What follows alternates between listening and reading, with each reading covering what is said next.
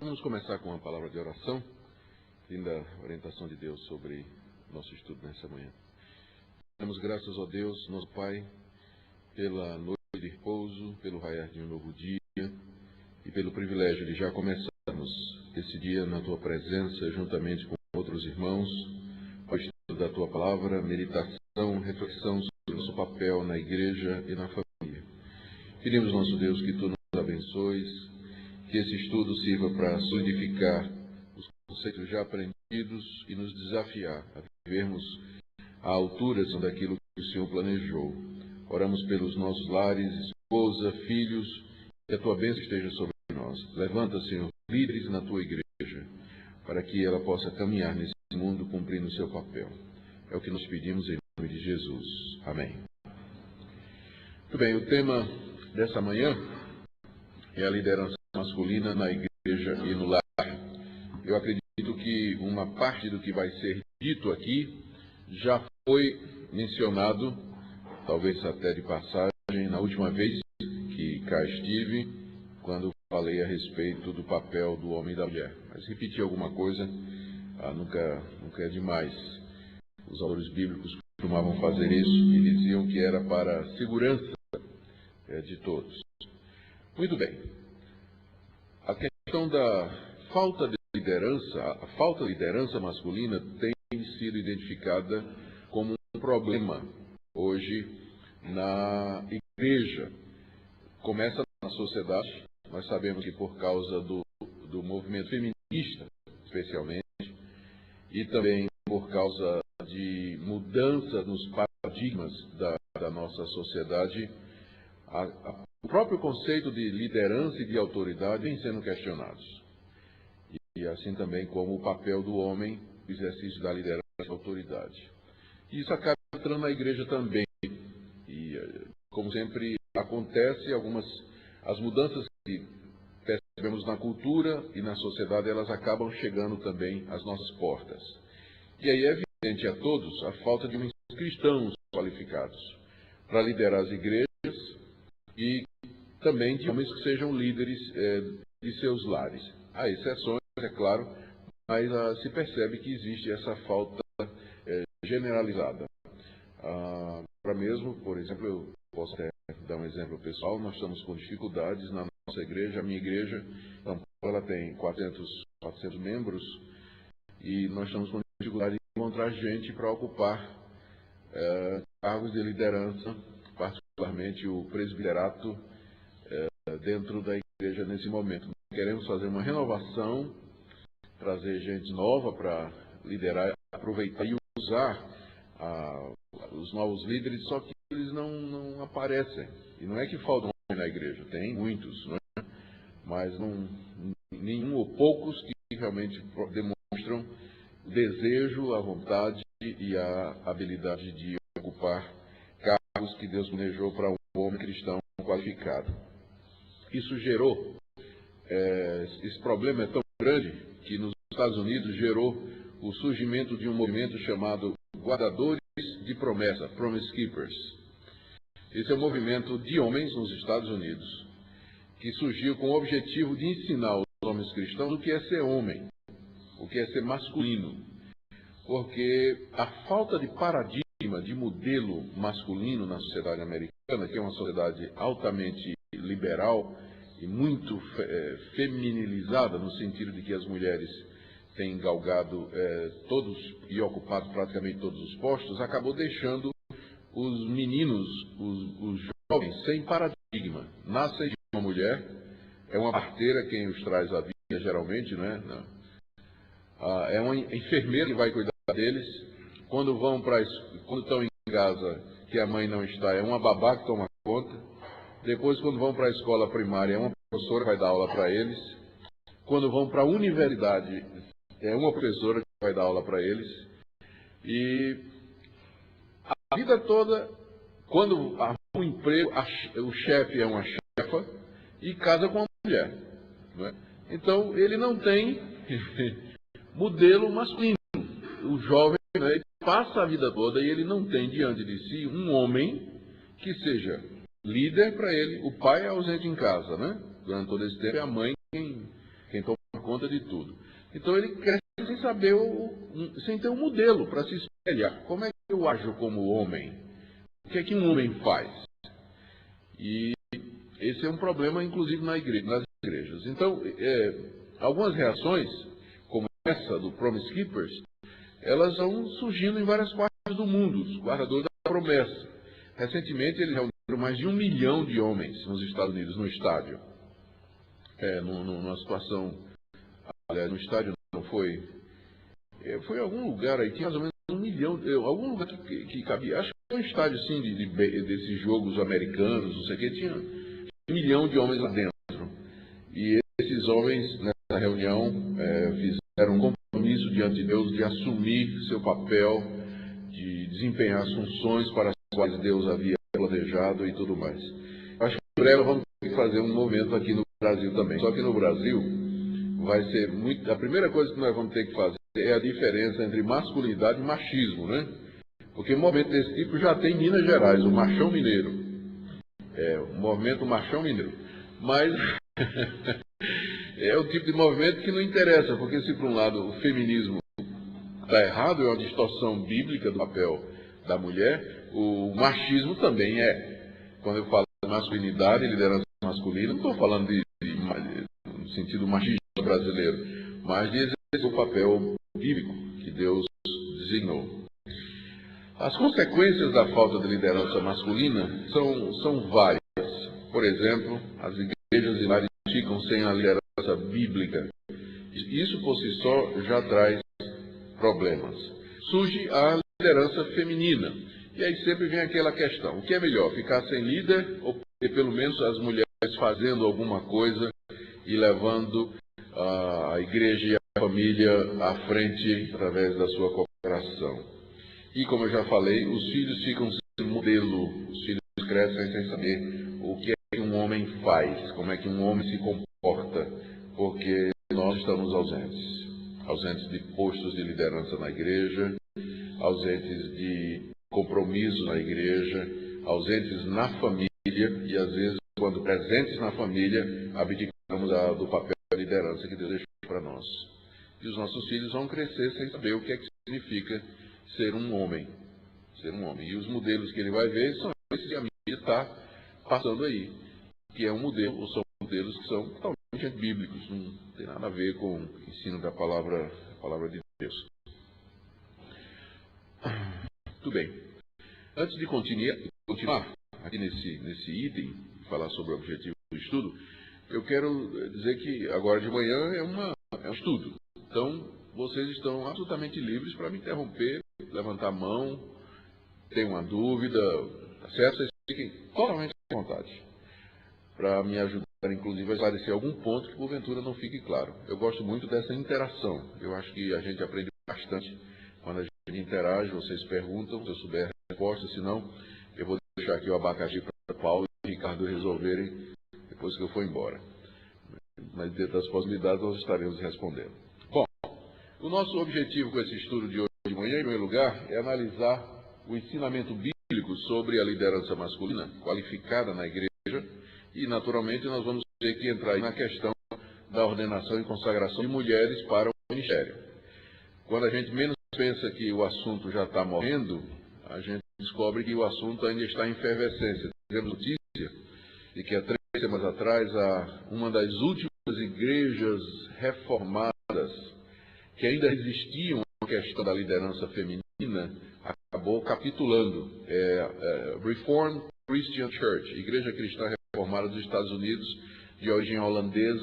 Eles dominam o Calvin College e o Calvin Seminary, que são seminários e universidade de muito respeito nos Estados Unidos. E eles agora, há cerca de um mês, eles abriram totalmente para a ordenação de mulheres pastoras e presbíteras em todos os níveis. Eles iam resistindo, realmente não conseguiram resistir à pressão feita não pelas mulheres, mas por próprios pastores, né, que provavelmente não querem trabalhar mais. Então, estou vendo que é um tiro no pé. Já tem pouco emprego para pastor, e ainda para as mulheres, pronto. Todos eles vão perder o emprego em breve, né? Eles vão ver isso brevemente. Então, é um assunto que sempre está voltando a essa questão de por que não mulheres, por que não pastores, por que não presbíteras. E aí, então, nós vamos inevitavelmente ter que entrar nessa questão de mulheres líderes. E, por fim, nós vamos ter um intervalo, e aí vamos ver o papel do homem cristão como líder de seu lar e de sua família. A minha abordagem ela é sempre mais uma abordagem teológica e ideológica dessas questões. Existem questões práticas sobre como o homem pode assumir biblicamente seu papel na família. E vocês podem me ajudar a entrar nessas questões, fazendo perguntas ou dando sugestões a respeito disso aqui para os outros verem também. Mas eu geralmente vou me concentrar na questão do ensino bíblico a respeito desse assunto, que não quer dizer que nós possamos discutir algumas questões práticas a respeito disso. Muito bem, liderança masculina na igreja. Nós vamos fazer uma investigação bíblica para saber que tipo de liderança Deus levantou no seu povo. Havia mulheres no período apostólico que foram ordenadas presbíteras ou pastoras. Quem Deus chamou para liderar a sua igreja? E vamos levar em conta, onde possível, os aspectos culturais da época. A Bíblia é um livro antigo, tem 2000 anos de idade, foi escrito em uma cultura oriental, bastante diferente da nossa cultura ocidental, e, é claro, mesmo que os autores foram inspirados por Deus, mas eles escreveram dentro da visão da sua época. Então, onde for possível, nós vamos levar essas coisas em consideração. E também vamos nos ligar por essa pergunta: que tipo de liderança para a igreja é ensinada na Bíblia? A Bíblia se preocupa com isso? E eu acho que a melhor coisa é, no início de um debate desse, esclarecer, ou de um debate, ou de um estudo desse, esclarecer qual vai ser o nosso referencial. Algum tempo atrás, eu fui convidado para falar a respeito desse assunto no seminário Batista do Norte. Os batistas estão no meio de uma discussão sobre essa questão de pastoras dentro da igreja batista. Isso fazem uns 4 anos, mais ou menos, 4, 5 anos. E eles me chamaram para debate. Eles com facilidade acharam pastores batistas e professoras do seminário batista que defenderiam que as mulheres poderiam assumir a liderança da igreja. E parece que acharam, entre os batistas, pastores capacitados para dizer o outro lado, né, que não tinha, né, não tem jeito. A liderança da igreja é masculina, para homens cristãos qualificados.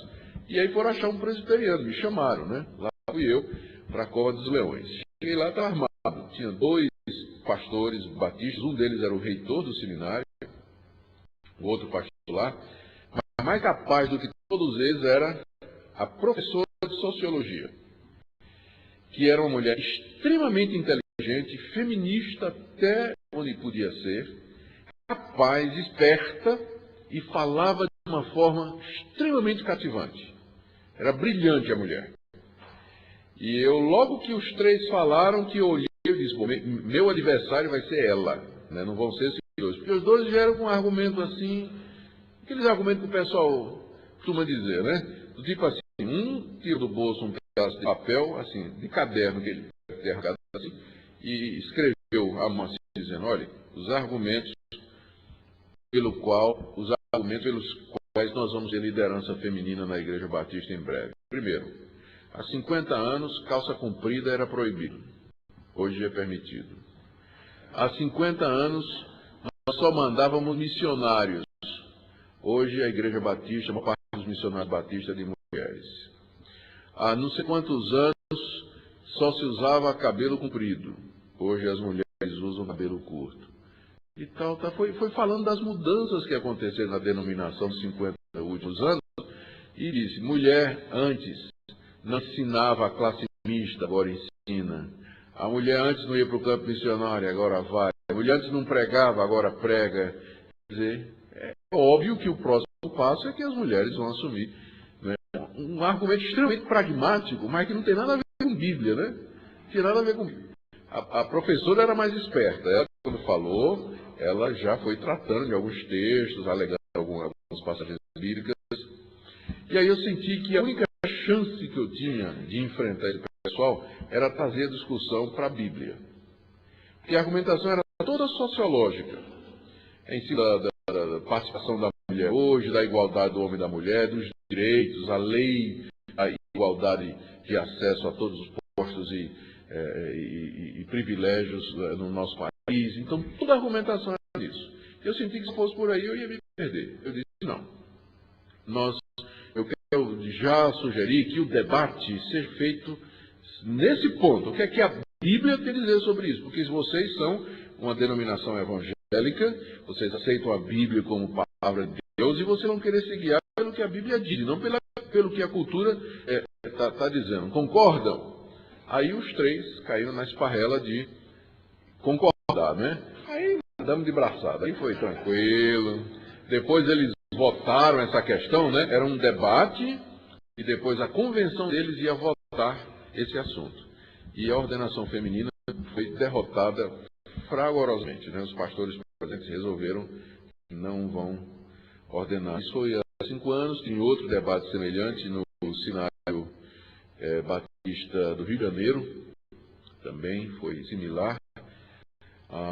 Por enquanto, os batistas vêm segurando a barra, apesar de ter já 2, 3 pastoras batistas, né? Uma eu soube que está saindo agora, não aguentou a pressão, está deixando de ser. Mas o ponto é esse. Como é que nós vamos levar essa discussão? Como é que nós vamos conduzir o estudo a respeito do papel do homem como líder? Nós vamos levar em consideração os referenciais culturais somente, ou vamos levar a palavra de Deus como sendo a nossa regra de fé e prática? Para nós, ela não é simplesmente o registro da compreensão temporal, circunstancial e falível que seus autores tinham do mundo da época, mas ela é a revelação infalível de Deus para a sua igreja em todas as épocas. É claro, tem aspectos dela que são culturais, mas os princípios que ela nos traz, eles são princípios eternos. A Bíblia se pronuncia sobre o governo da igreja, sobre o ministério pastoral e sobre a liderança da sua igreja. Um dos argumentos nesses debates que eu tenho participado é que o pessoal diz assim, mas a Bíblia não se preocupa com esse negócio de se é pastora ou pastor, presbítero ou presbítera, se é mulher que é líder ou não. Me dê uma passagem da Bíblia que proíba que a mulher seja pastora, ou presbítera, ou líder. Não tem nenhuma passagem da Bíblia dizendo não terás mulheres como líderes. Mas a questão não é essa.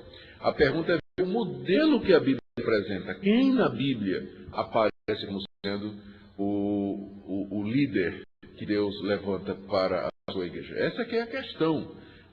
Não é ver se tem passagem da Bíblia proibindo sim ou não. A Bíblia, então, traz princípios eternos, muito embora eles se expressem culturalmente. Um exemplo de um princípio bíblico que se expressa culturalmente. Quando Paulo está discutindo a questão do uso do véu lá na igreja de Corinto, o uso do véu por parte das mulheres era uma questão totalmente circunstancial e contextual daquela época. No Antigo Oriente Médio, e até hoje, em algumas culturas, o véu representa o papel de submissão da mulher, ou que é uma mulher de respeito, que está sob proteção do seu marido. E Paulo, quando defende o uso do véu por parte das mulheres cristãs na cidade de Corinto, ele está preocupado não é com aquela peça de vestuário, mas o que é que aquela peça simboliza, que é a questão de que a mulher está debaixo de autoridade. Aqui na nossa cultura ocidental moderna, o uso do véu por parte da mulher não representa absolutamente nada. Mas permanece o princípio, a mulher está debaixo da liderança cristã, masculina cristã qualificada. Só que isso na nossa cultura, ela não vai mostrar isso usando um véu, mas pelas suas atitudes. Então, a expressão cultural, ela é passageira, mas o princípio é eterno, é válido em toda a cultura e em todas as épocas. Então, essa é a distinção que eu queria fazer.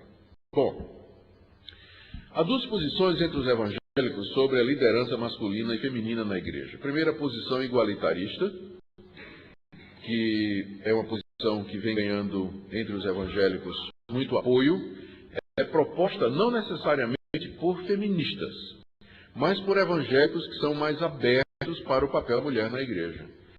E tem os complementaristas, que são os mais conservadores. A minha posição é essa complementarista. E eu conheço gente vários que são igualitaristas também. Bom, o que é que os igualitaristas dizem? Eles dizem o seguinte: se você pegar o relato de Gênesis, você vai ver que Deus originalmente criou o homem e a mulher iguais. E aí eles vão se basear aqui naquele texto de Gênesis. Deixa eu ver aqui, eu acho que é 1:24. Um pouquinho, né? O 26. Quando, durante o relato da criação, também disse Deus: façamos o homem à nossa imagem, conforme a nossa semelhança. E aí no verso 27 diz: criou, pois, o homem, Deus o homem, a sua imagem, a imagem de Deus o criou, homem e mulher os criou. Então, o relato da criação em Gênesis 1 diz que Deus criou os dois à sua imagem e semelhança. A ideia de que foram criados ao mesmo tempo. E foram criados da mesma maneira, apenas diferentes quanto ao gênero. Então, eles tomam esse texto de Gênesis 1, que funciona como base, e diz que eles dizem então que Deus criou o homem e a mulher originalmente iguais. E que qualquer atribuição de autoridade a um e submissão ao outro é um desvio do padrão original de Deus. E que esse padrão original e que a subordinação feminina, que a Bíblia parece ensinar, ela foi parte do castigo divino por causa da queda, com consequentes reflexos socioculturais. Ou seja, Deus, essa é a interpretação que eles dão. Deus criou homem e mulher originalmente iguais. Depois veio a queda. E na queda, então é que Deus introduziu essa questão toda do... Deixa eu ver, 15. Está aqui. No Deus 16. Deus disse à mulher: multiplicarei sobre modo os sofrimentos da tua gravidez, e em meio de dores darás a teus filhos. O teu desejo será para o teu marido, e ele te governará. Esse governo do homem sobre a mulher é uma imposição de Deus sobre a mulher depois da queda. Porque antes da queda não tinha liderança de um sobre o outro, foram criados iguais. Quando houve a queda, o castigo da mulher foi a submissão. Então, eles relacionam o papel de submissão da mulher à queda, não à criação. A criação foram criados iguais. Então, em Cristo, essa punição, e agora é um ponto. Quando Cristo veio ao mundo, ele veio nos livrar do pecado e das suas consequências. Então, na obra de Cristo, essa punição que foi imposta por Deus na queda, que é a submissão da mulher, ela foi removida. E aqui é a hora que eles citam textos como Gálatas. Deixa eu ver se é 2:15. Ixi.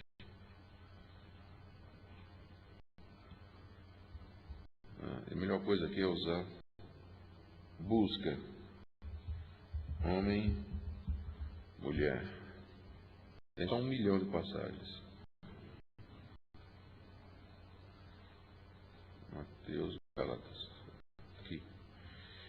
Aí Paulo diz, dessa arte não pode haver judeu nem grego, nem escravo nem liberto, nem homem e nem mulher. Porque todos vós sois um em Cristo Jesus. Então em Cristo, essa diferença de função que foi atribuída na queda, ela some. Então, na igreja não pode haver superioridade do homem sobre a mulher.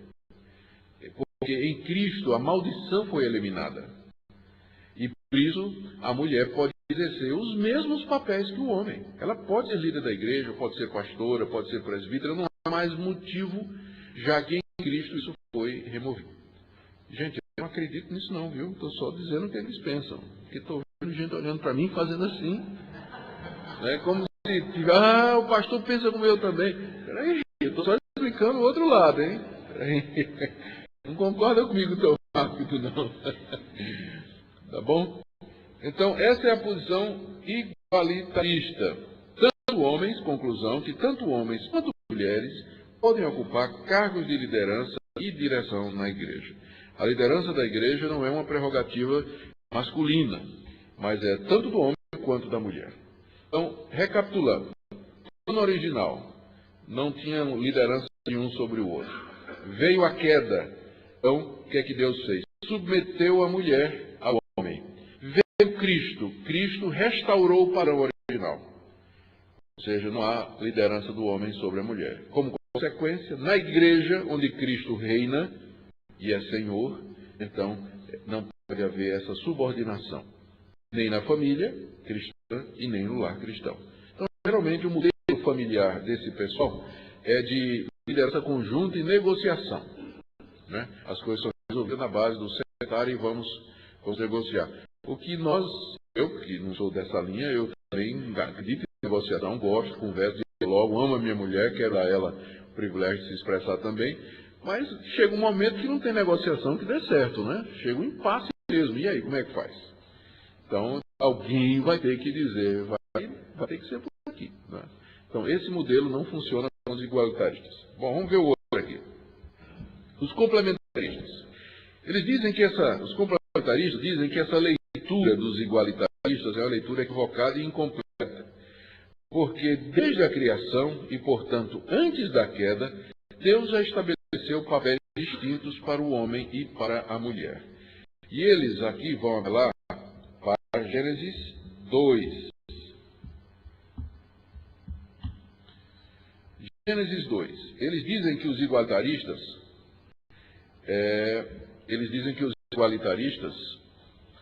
são reducionistas na leitura bíblica. E, via de regra, esse pessoal igualitarista, não todos, mas eles adotam uma leitura da Bíblia, que é chamado método histórico crítico de leitura da Bíblia, que diz que o Pentateuco, o livro de Moisés, não fosse escrito por Moisés como uma unidade, mas são uma coleção de pelo menos 4 documentos diferentes que foram coligados e harmonizados durante o período do exílio. Então Moisés, de fato, nunca escreveu nada, mas o que havia é que tinha um sacerdote que tinha umas ideias a respeito de Israel, que escreveu. Tinha um cara que é chamado do Javista. Como é que se descobre os documentos dele, a parte dele aqui? Toda vez que ele chama Deus de Javé. E tinha um Eloísta. Como é que eu sei que era ele? Toda vez que Deus é chamado de Elohim, é outro autor. Então eles dizem que, na verdade, o livro de Gênesis é uma coxa de retalho de 4 documentos diferentes. E Gênesis 1 é do Eloísta e Gênesis 2 é do Javista. Porque em Gênesis 1 você tem um relato da queda, da criação, e em Gênesis 2 você tem outro relato. Aí o cara que juntou, que fez a redação, ele não percebeu que eram histórias diferentes e colocou uma ao lado da outra. Só que são 2 histórias diferentes. Em Gênesis 1, Deus cria o homem e a mulher, a sua imagem e semelhança, na mesma hora. Em Gênesis 2, o relato da criação do homem é diferente. Deus primeiro faz o homem do pó da terra, diz que é bom que ele não esteja só, está aí o verso 18, aqui é Gênesis 2. E aí, da costela do homem, faz uma mulher. Então eles dizem que são 2 relatos contrários, né, e conflitantes. Então eles dizem que o relato correto é o primeiro, Gênesis 1, e o segundo é espúrio. E nós dizemos, e eles nos acusam de fazer o caminho inverso, que nós focamos no Gênesis 2, né, e esquecemos Gênesis 1. Na verdade, não há conflito nenhum. O que você tem ali em Gênesis 2 é simplesmente, pode explicar da seguinte maneira. Em Gênesis 1 você tem um resumo da criação, uma síntese. Deus criou o homem e a mulher, sua imagem e semelhança. Ponto. E aí, em Gênesis 2, Moisés volta para recontar a criação, só que agora com detalhes. É o mesmo relato, só que no capítulo 2 você tem os detalhes daquilo que ele narra numa frase em Gênesis 1. Então, as 2 versões se complementam. E nós aprendemos em Gênesis 1 a igualdade do homem e da mulher, sim, na criação, foram feitas a imagem e semelhança de Deus, mas em Gênesis 2 nós temos os detalhes dessa criação. Primeiro, que o homem foi feito primeiro. Segundo, que a mulher foi feita para ser uma auxiliadora, não é? Na mão como eu só falei, uma auxiliadora que lhe seja idônea, que esteja à altura dele, é isso que o texto hebraico quer dizer. E aí, mais adiante, nós temos o relato de como Deus fez isso, fez cair pesado sono sobre o homem, este adormeceu, tomou das costelas e fechou o lugar com carne. E a costela que seu Deus tomara ao homem, transformou-a numa mulher e trouxe. E o homem disse, esse afinal é osso dos meus ossos e carne da minha carne, chamar-se-á varoa, porque varão foi tomado. Pedi permissão aqui ao pastor Paulo, só para fazer um intervalo de descontração. Aqui levanta uma questão se Adão tinha um umbigo. Quando ele foi criado, tinha ou não? Porque um umbigo é a cordão umbilical de quem nasce do parto. Né? Adão teria um umbigo. Então, alguns teólogos acham que sim. Porque é o seguinte, quando aconteceu esse lance aqui, né, essa final, aliás, um pouco antes, né?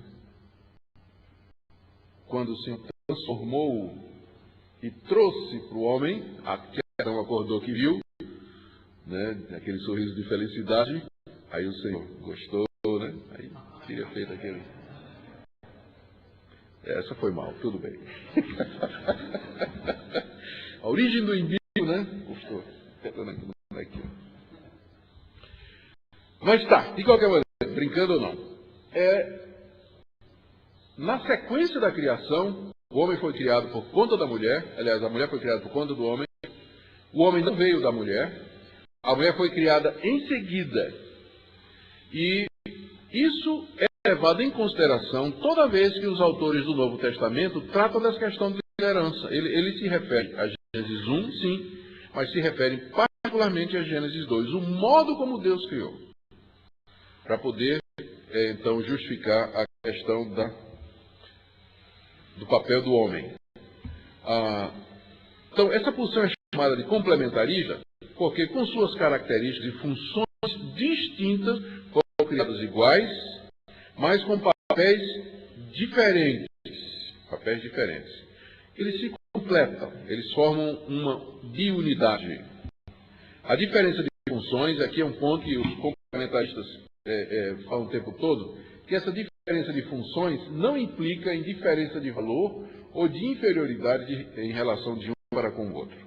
Porque esse é o ponto que os igualitaristas pegam. Na hora que você subordina um ao outro, você está fazendo um juízo de valor, a inferioridade do subordinado.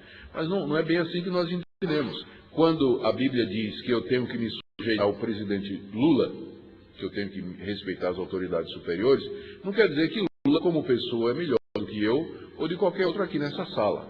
Não quer dizer. Mas ele ocupa uma função em que ele tem autoridade sobre nós, mas ele não é melhor. E pelos vários sorrisos e cabeças balançando, eu estou vendo que todos vocês concordam comigo. Então, é a mesma coisa. Quando a Bíblia diz que os filhos têm que ser submissos aos pais, não quer dizer que os pais, como pessoa, eles são melhores do que os filhos. Mas significa que eles têm um papel de liderança e de autoridade sobre os filhos. Da mesma forma, quando a Bíblia fala que a liderança é masculina na igreja e na família, não quer dizer que a mulher é inferior. Apenas estamos apontando para o fato de que existem papéis distintos estabelecidos pelo próprio Deus.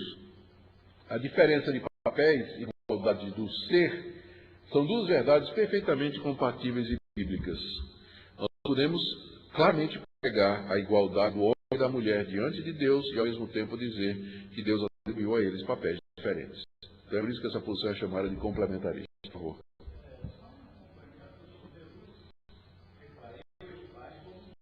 Isso. Exatamente isso aí.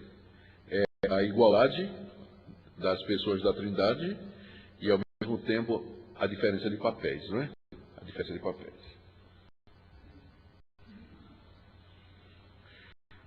Muito bem. Então, por isso, quando a gente fala sobre essa questão da liderança masculina, é preciso deixar claro, porque nós temos ouvidos feministas e ouvidos que não compreendem bem o que está sendo dito.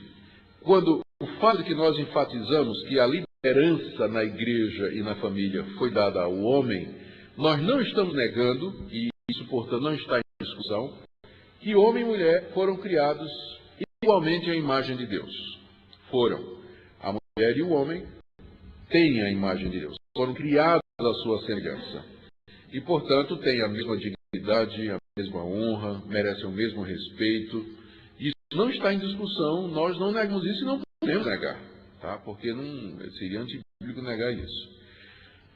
Também não estamos negando nem discutindo que homens e mulheres possuem o mesmo valor ontológico, tem a ver com o ser, né, diante de Deus, porque já possuem.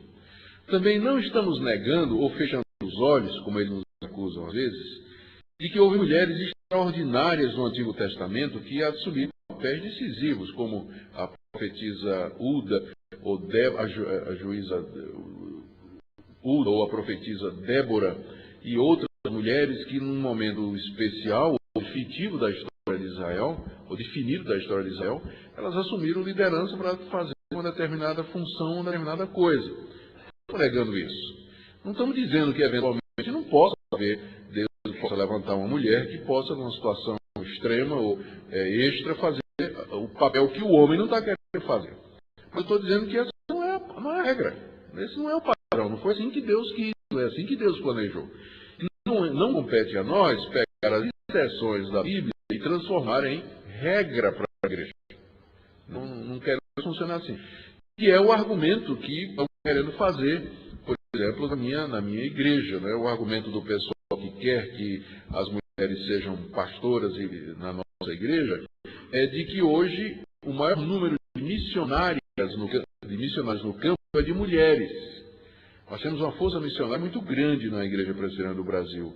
E a maior parte delas é de mulheres. Essas mulheres vão para os campos missionários, muitas delas são solteiras, e elas começam a evangelizar crianças e acham uma casa, de repente aquela casa abre uma sala para começar um estudo bíblico, ela começa a fazer estudo bíblico com as mulheres, e de repente os maridos começam a vir, não tem líder, não tem homem, então ela faz o papel mesmo, ela prega, ela ensina, ela dirige o culto, ela faz tudo isso, aí então o argumento já é pastora. O que falta? É só reconhecer isso. Mas ela já está fazendo esse papel. Então, o que é uma exceção, né, porque os homens não vão como missionários para o campo, então as mulheres vão, querem transformar na regra. E a resposta que nós temos dado para isso é o seguinte. Primeiro, essa, de que o papel de liderança das mulheres, quando aparece na Bíblia, nunca é motivo de regozijo, na verdade, é até motivo de juízo. Eu estou querendo ver se eu acho aqui o texto de Isaías, se alguém souber já me ajude. Mulheres estão à frente do meu povo, mulheres e crianças. Não achou? Ele é apócrifo, não é certo.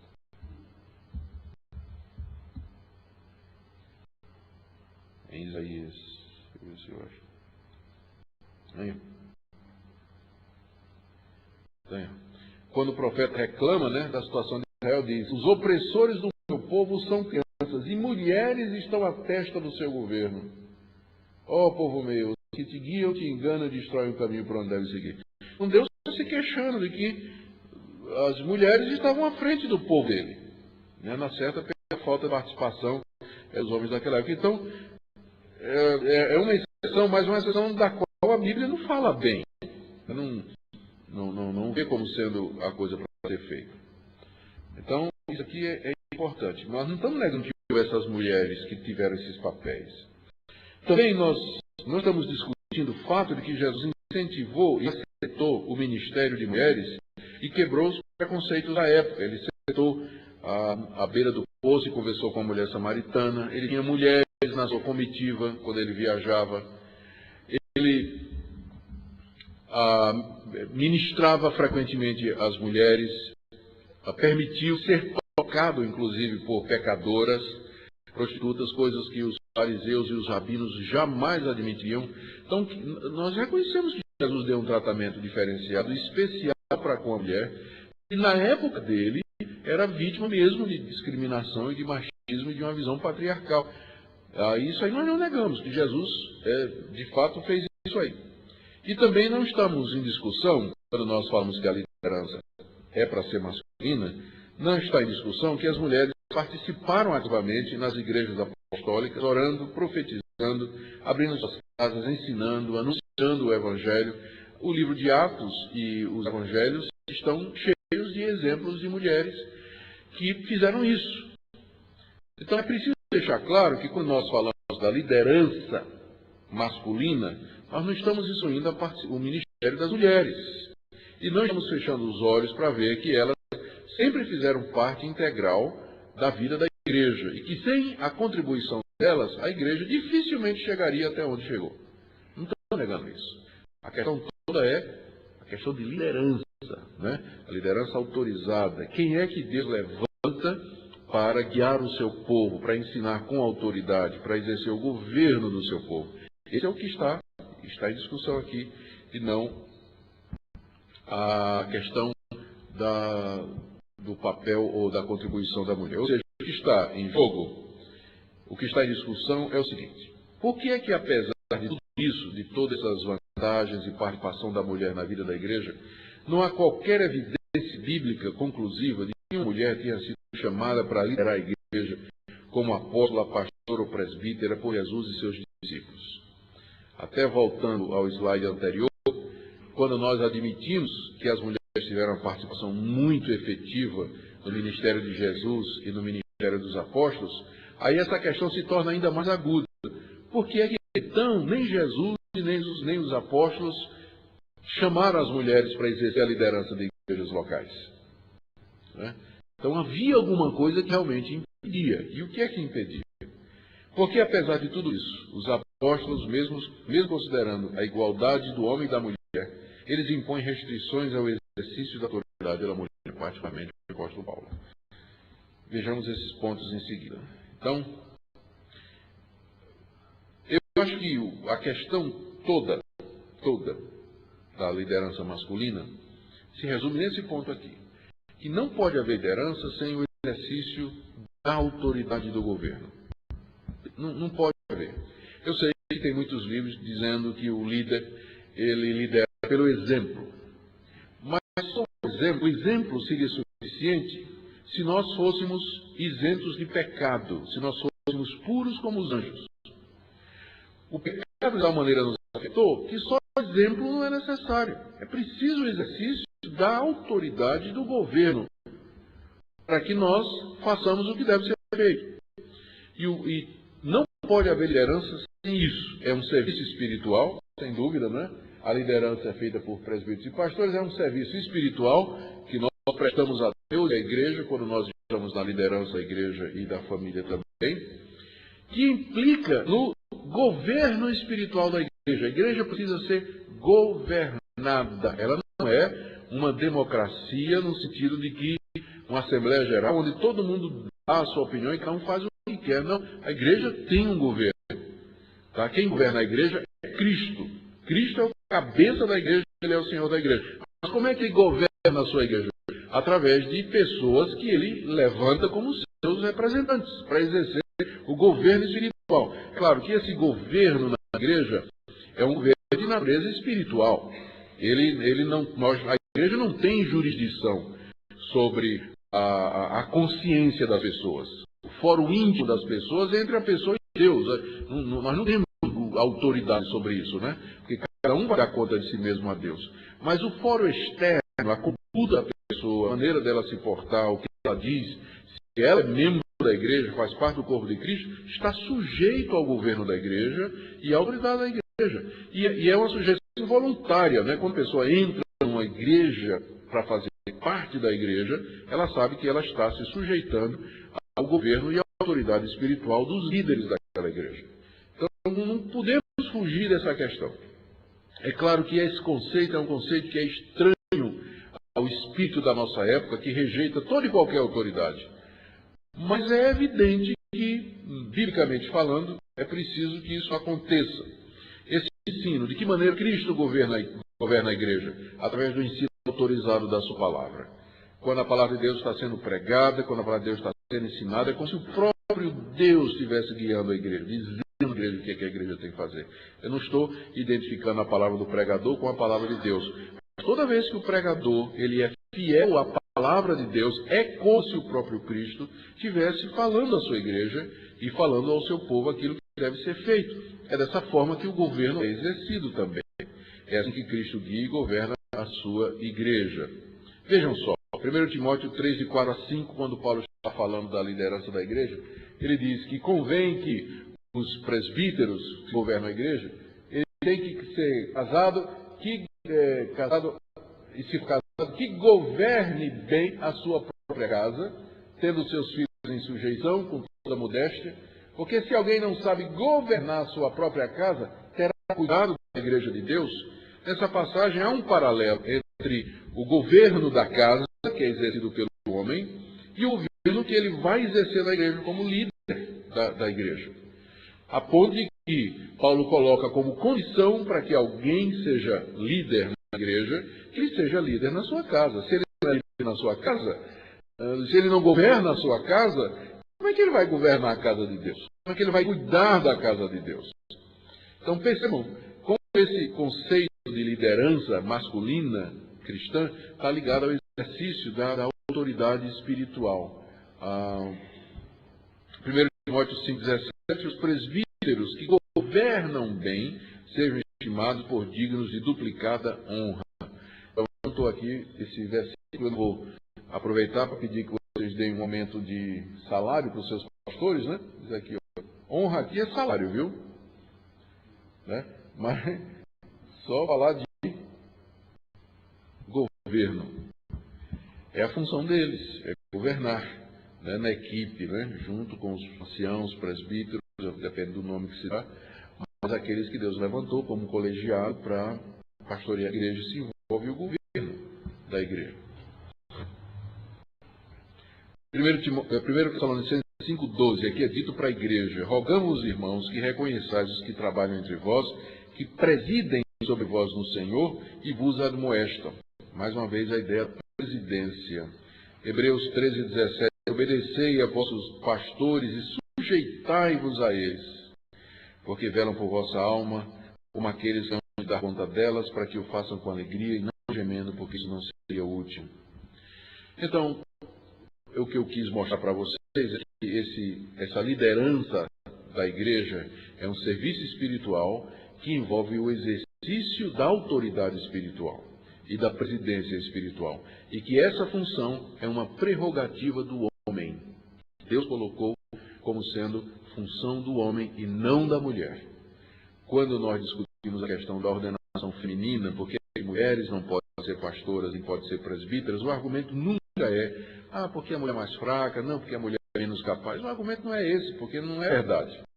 Lá no Mackenzie, onde eu trabalho, na Universidade Mackenzie, primeiro o número de mulheres professoras com doutorado é muito maior do que o dos homens. Elas são muito mais capazes. Tem mulher lá com PhD, DDT, ODD, o que você imaginar de título, elas têm.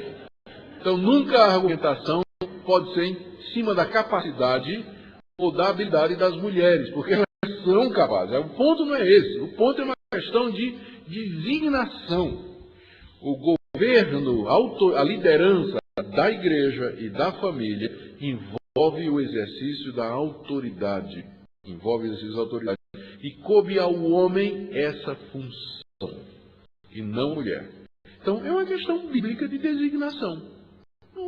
Nunca podemos argumentar em termos da capacidade da mulher, ou de superioridade ou inferioridade, porque isso não é verdade, mas a questão é a quem Deus encarregou. E a resposta é o homem cristão qualificado. Essa é a resposta, não tem outra resposta bíblica. Tá? Se puxar para a Bíblia, a resposta é essa.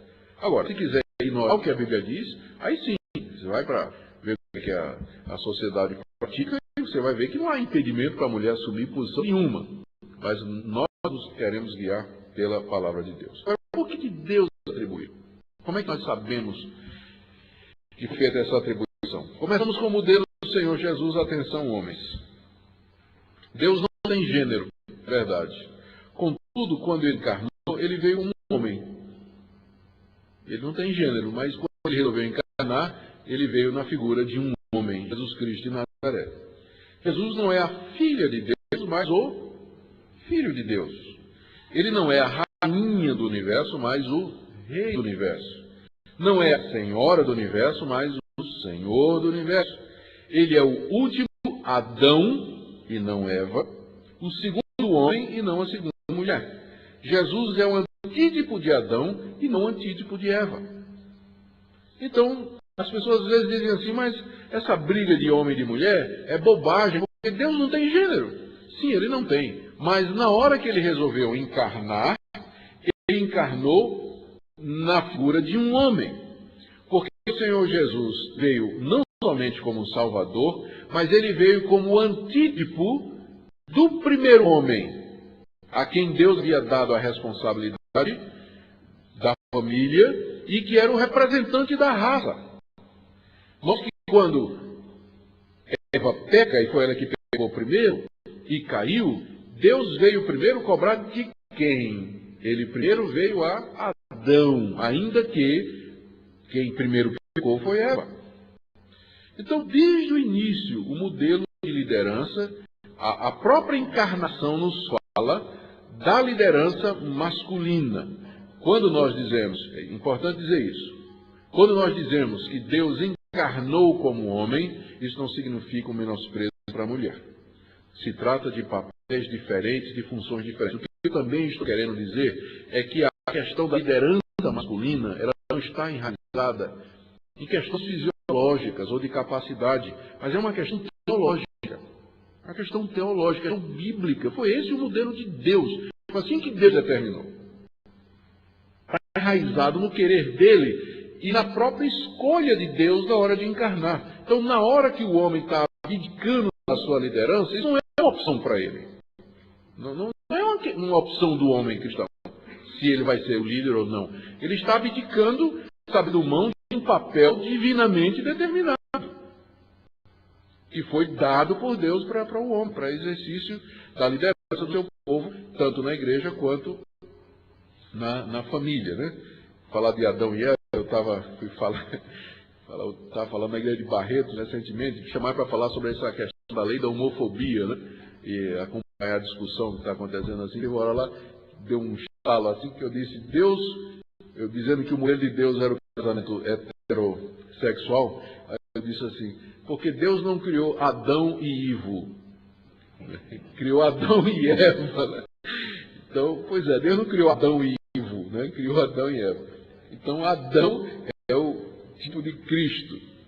Então, Ivo, já pensou?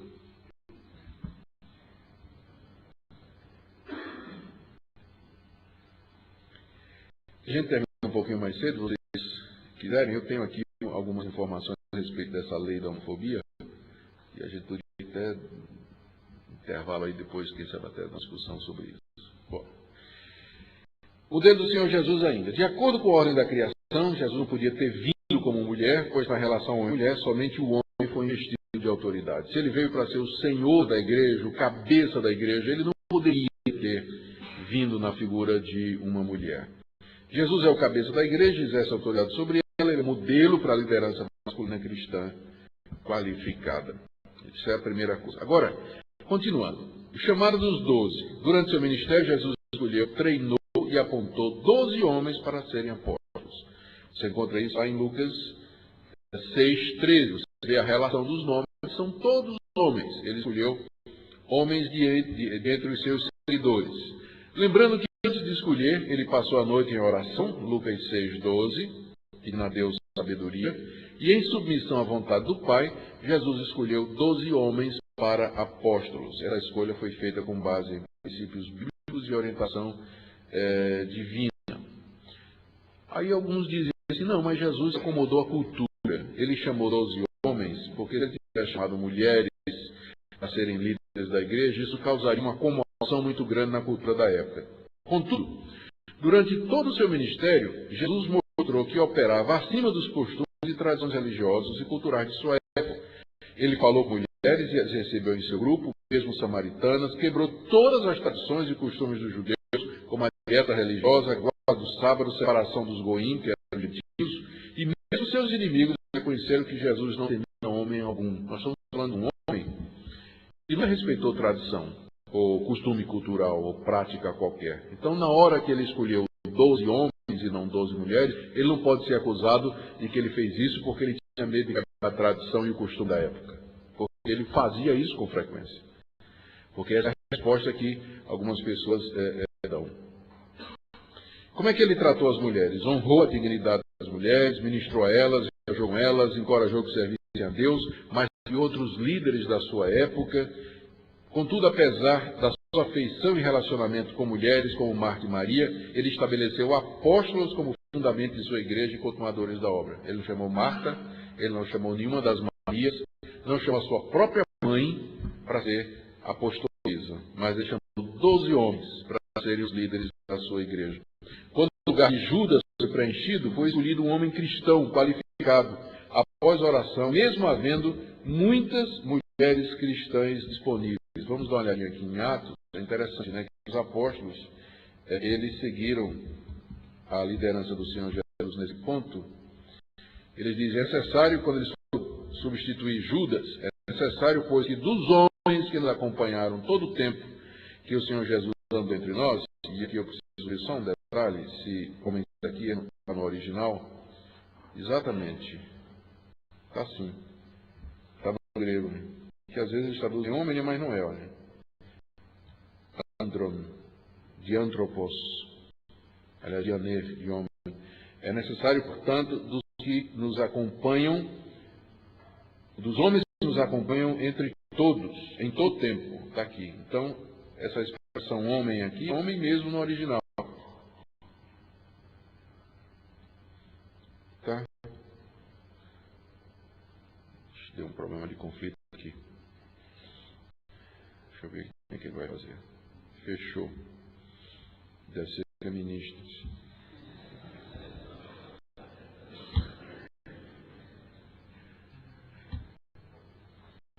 E fecha e apaga toda a configuração. A tecnologia existe para resolver os problemas que a própria tecnologia criou. Aqui. Atos. Naqueles dias levantou-se Pedro no meio dos irmãos, a assembleia era cerca de uns 120 pessoas.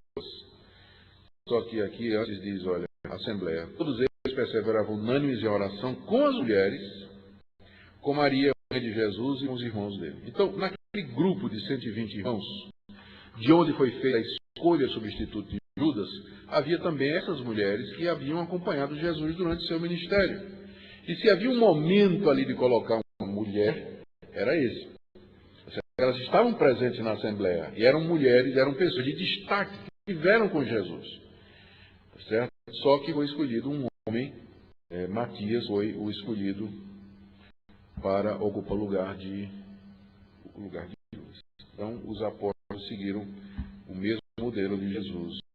Quando precisaram escolher diáconos, escolheram 7 homens, mesmo que o assunto fosse cuidar de mulheres viúvas. Já prestaram atenção nesse detalhe aqui, não é? Tem um momento em que as mulheres deveriam ser eleitas, era aqui, ó, escolhidas. Porque veja só, naqueles dias, multiplicando-se os números dos discípulos, houve murmuração dos helenistas contra os hebreus, porque as viúvas estavam sendo esquecidas na distribuição diária. Eu, pessoalmente, tenho dificuldade ou dúvidas, e aqui é a instalação dos chamados diáconos. Porque eles fizeram tudo menos ser diáconos. Né? Você pega Filipe e Estevão, que são os dois mencionados aqui, eles eram evangelistas, eles eram pregadores, eles eram fundadores de igreja. Então, ninguém sabe ao certo se esse grupo aqui é o grupo dos diáconos, até porque a palavra diácono não aparece aqui no texto, ou se isso aqui era uma espécie de grupo que ficou chamado Grupo dos 7, que era uma espécie de grupo subapostólico que auxiliava os apóstolos na fundação de igrejas e assim por diante. Né? Talvez seja esse ponto aqui. De qualquer forma, esses homens iam exercer, essas pessoas iam exercer liderança na igreja, governo, iam tratar da administração da igreja, e o ideal seria que mulheres fossem escolhidas para liderar. Porque o problema era o quê? As viúvas. As viúvas estavam precisando de cuidados, né? Então, qual a melhor coisa do mundo? Coloquemos mulheres para cuidar desse assunto. Entretanto, quando veio a escolha, vê só aqui o que é que escolhi entre vós 7 homens. Mais uma vez, tem que ver no original, exatamente aqui, Andras, 7 homens, né? De boa reputação, cheios do espírito de sabedoria, aos quais encarregaremos desse serviço. E aí, então, vieram aqueles que foram eleitos, tá aí, todos eles homens, né? 7 homens, Estevão, por aí vai. Então, a verdade é que as chances não foram de colocar mulheres no governo da igreja, elas não foram preenchidas com mulheres. Os apóstolos instituíram nas suas igrejas o sistema de governo pela pluralidade de presbíteros, requerendo que fossem homens cristãos qualificados. Quando Paulo escreve dizendo a Timóteo como ele deveria orientar as eleições, ele diz que tem que ser maridos de uma só mulher. Um amigo meu brincando diz assim, que não tem problema de mulher ser presbítero ou pastora se cumprir esse requerimento aí, né? Que ela seja marido de uma só mulher. Que governem bem a sua própria casa. Governe bem a sua própria casa. Mais uma vez, essa questão do governo, já falamos. Bom, não há evidência bíblica conclusiva de que havia mulheres líderes, apóstolas, pastoras ou presbíteras nas igrejas apostólicas. O que nós vimos nessa primeira parte foi que o modelo é liderança masculina, cristã qualificada. É uma questão teológica, é uma questão de designação de Deus, é assim que Deus fez. Não é questão de cultura e não é questão também de escolha nossa. Então, é uma responsabilidade que Deus colocou sobre os ombros de vocês, os nossos ombros, e que nós não podemos transferir para as nossas esposas ou para as mulheres da igreja, sob pena de trazermos consequências graves para o andamento da igreja lá. Apenas fazendo um breve intervalo antes de entrar na... Fiquei devendo duas coisas aqui. Primeiro, sobre a questão da lei da homofobia, rapidamente. A questão da homossexualidade na sociedade brasileira tem uma aceitação cada vez maior, promovida pelos meios de comunicação. Algumas políticas sociais e governamentais do Ministério da Educação acabam por promover também a aceitação, como, por exemplo, pressão para a resolução dos problemas sociais através da união civil. Está entrando por aí. Falam que os homossexuais, os gays, lésbicas, estão unidos já há bastante tempo, e aí isso cria algum tipo de problema social quando um deixa o outro, deixa desamparado, deixa sem direitos. E aí o governo está entrando por aí, na tentativa de resolver esses problemas, fala a respeito do casamento, né, gay ou da união civil. E outra questão levantada, o que é preferível, deixar uma criança abandonada na rua ou ser adotada por um casal gay? É um problema que não tem uma resposta fácil, né? A nova legislação anti-violência contra os gays vem com o nome de legislação anti-violência, mas na verdade esse famoso projeto de lei 5003/2001, ele altera a lei 7.719 de 1989 sobre o racismo. Então já existe uma lei sobre o racismo que é de 89 e agora os grupos entraram, o movimento gay entrou em 2001 com um projeto de lei que altera isso aí. A lei, só para vocês entenderem, de 1989, define os crimes resultantes de discriminação ou preconceito de raça, cor, etnia, religião, procedência nacional, gênero e sexo. E o projeto de lei acrescenta isso que está em amarelo: orientação sexual e identidade de gênero. Quer dizer, uma lei que antes eles estão acrescentando essa questão da orientação sexual como sendo parte da lei que é sobre o racismo. Aí outra alteração. Na identidade de gêneros, além de macho e fêmea, serão incluídos os cidadãos que se denominam GLBT, gays, lésbicas, bissexuais e transexuais. Quer dizer, aqui há a criação de novos gêneros. Antes só tem 2, né? A lei prevê 2 gêneros, macho e fêmea. E agora eles vão prever mais o gay, que é um tipo, lésbica, que é outro, bissexual, que é outro, e transexual, que é outro também. Então, a lei é que diz, artigo 1º, serão punidos, isso é a lei que já existe, serão punidos na forma desta lei os crimes resultantes de preconceito de raça ou de cor. Essa é a redação atual. Se o projeto de lei for aprovado, a redação passa a ser essa. Serão punidos na forma dessa lei crimes resultantes de discriminação ou preconceito de raça, cor, etnia, religião, procedência nacional, gênero, sexo, orientação sexual e identidade de gênero. A redação atual traz as seguintes penalidades quanto à discriminação. Emprego. Se a discriminação é praticada pelo empregador, resultado reclusão de 2 a 5 anos. Demonstração de afetividade. Artigo 8º. É visto como pena, como transgressão dessa lei, impedir ou restringir a expressão e a manifestação de afetividade em locais públicos ou privados abertos ao público. E aqui, isso agora vai incluir a questão da afetividade gay também, que passa a ser crime. Então, na hora que um pastor prega contra o homossexualismo, ele estará infringindo o artigo 8º. Reclusão de 2 a 5 anos. Eu já disse à minha igreja que pode preparar para me visitar na prisão, que eu não vou parar. Artigo 8º. Proibir a livre expressão e manifestação de afetividade do cidadão homossexual, bissexual ou transgênero, sendo essas expressões e manifestações permitidas aos demais cidadãos ou cidadãs. Reclusão de 2 a 5 anos. Outras leis modificadas, além da lei de 7.719 de 1989, vai ser a lei que fala de injúrias e a lei que fala da impossibilidade de admissão. Isso aí tem a ver com o CLT.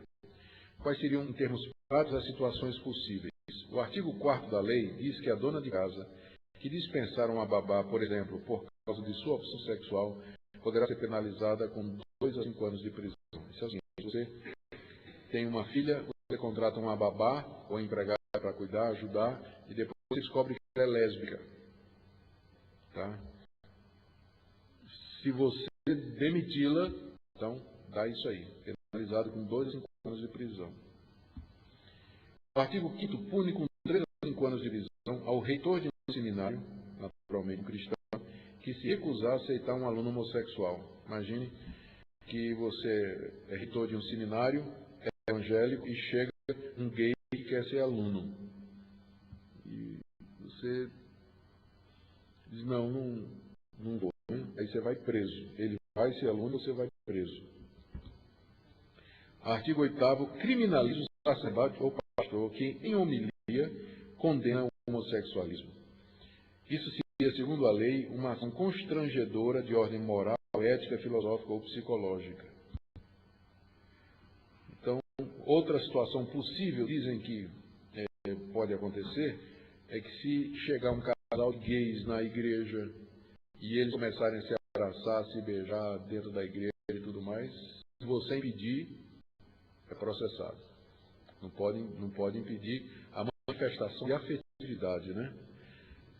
No Nordeste a gente resolve com uma peixeira de 14 polegadas. Não pode fazer, naturalmente, não. Brincadeira. Outra possível é o pastor. Outra situação possível seria um pastor se recusar a fazer o casamento gay. Ou se recusar a aceitar gays como membro da sua igreja. Eu não tenho problema em aceitar gays fazer parte da igreja no auditório. Eu tive um caso em Recife, há muitos anos atrás, quando eu era pastor da primeira presbiteriana do Recife. Um dia me visita um cidadão, tinha assim uns 40 anos de idade. Ele disse: pastor, eu sou gay praticante, mas queria pedir permissão para assistir os cultos da sua igreja. Eu estou prazer, o senhor fique à vontade. Só peço uma coisa: não mexa com os adolescentes da igreja. Tá certo? Falei sério com ele, né? Não dê motivo para causar consternação nas famílias da igreja. Senão, pode ficar à vontade. A igreja é aberta. Quem quiser chegar e ouvir. Ele ouviu de 2 anos. Lá ouvindo a palavra de 2 anos. De vez em quando ele ia lá no meu gabinete e dizia dos conflitos dele, das lutas, da violência que ele sofria do companheiro que ele tinha e tal.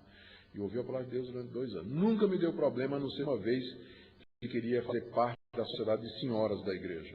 Aí foi a dificuldade a convencê-lo de que não seria bem visto. Ele queria fazer parte da senhora. Foi o tempo que eu saí de Recife, eu deixei de acompanhá-lo. Eu soube depois que ele teria ido para uma igreja metodista, onde lá ele teria aceitado a Cristo como Salvador. A última vez que eu ouvi a respeito dele. Então, nós não temos que fazer a diferença entre o ódio ao homossexual, que isso aí é pecaminoso, né? É pecado mesmo, é homofobia, mas a contrariedade da ideia da homossexualidade. Então, sempre farei contra o homossexualismo como padrão aceitável de vida. E sempre aceitarei a figura do homossexual, se ele quiser participar da minha igreja, se ele quiser... Eu não teria dificuldade com isso. Mas ele sempre vai ouvir que não creio no estilo de vida dele, que seja correto. Então, e eu sempre vou tentar convertê-lo. Então, essa é a dificuldade toda. Alguém levantou a mão aqui.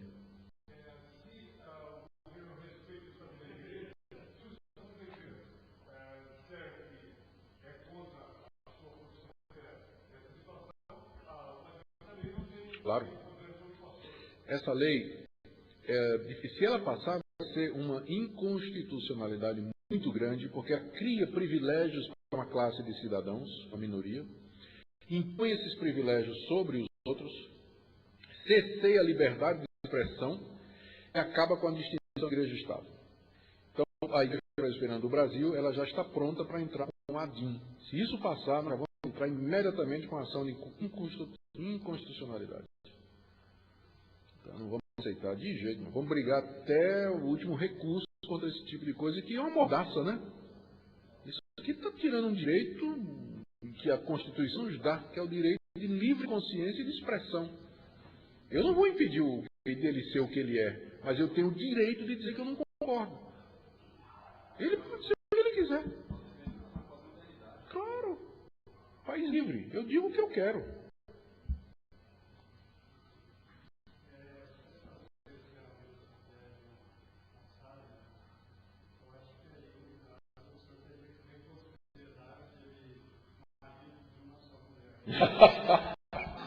Você tem toda a razão. Temos que reconsiderar um monte de coisa. Eu acho que a melhor frase aqui foi o Arnaldo Jabor, que é aquele jornalista desbocado, né? Ele disse que antes era proibido, agora é tolerado, e antes que seja obrigatório, ele vai sair do país.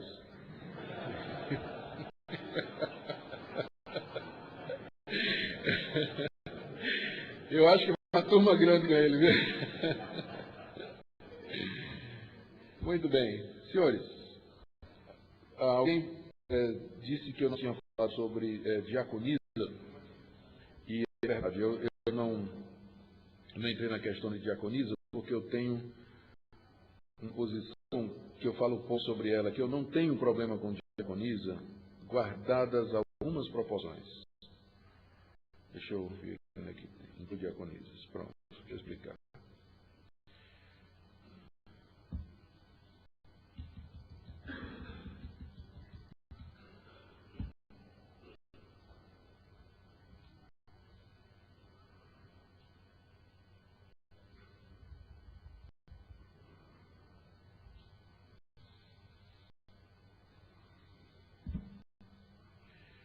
A questão toda é... Puxa, comecei errado de novo. A questão toda é o seguinte, é definirmos o que é o ofício diaconal. Na minha denominação, o diácono, ele é um ofício e, portanto, ele tem autoridade sobre a igreja. Tanto é que na hora que ele é ordenado e vai ser empossado, é feita uma pergunta para os membros da igreja: vocês aceitam e reconhecem a autoridade desses irmãos? E a igreja diz sim. Então, nessa situação,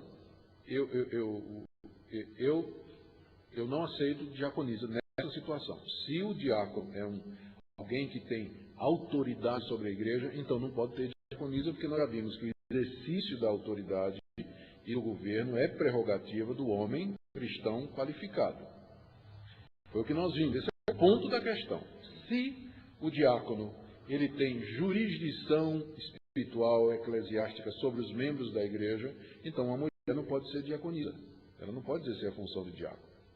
Contudo, se o diaconato for entendido como sendo serviço, ministério de serviço, eu não tenho problema. Não tenho, pode.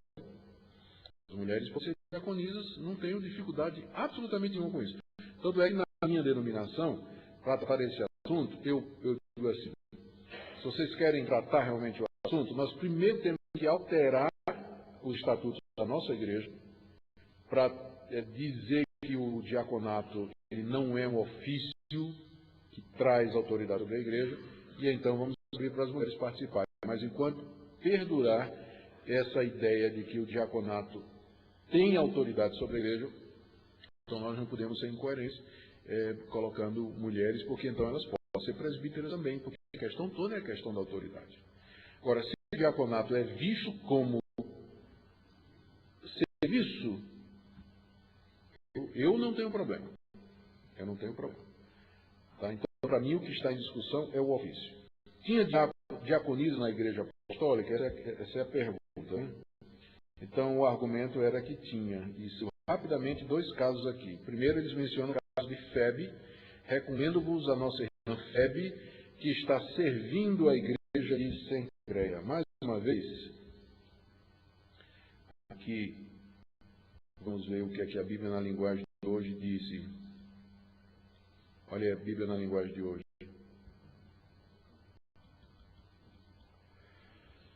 Lado direito, Bíblia na linguagem de hoje, recomendo a vocês a nossa irmã Febe, que é diaconisa na igreja de Cencreia. Aí a versão de Almeida, recomendo-vos a nossa irmã Febe, que está servindo a igreja de Cencreia. Qual é o problema com essa tradução aí? O problema é que no original grego,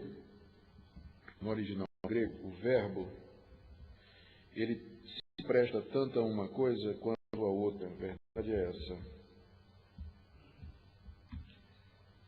Tá? Então, se vocês prestarem atenção, a irmã Febe, no grego diz assim, recomendo a vocês, Febe, a irmã nossa, a qual está diaconon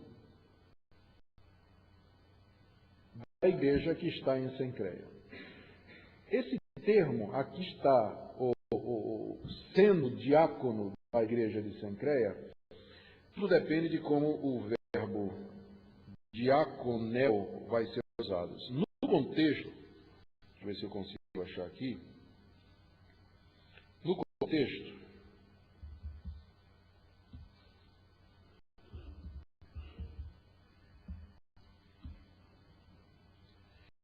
esse Paulo usa aqui em Romanos 15, olha, isso aqui é Romanos 16.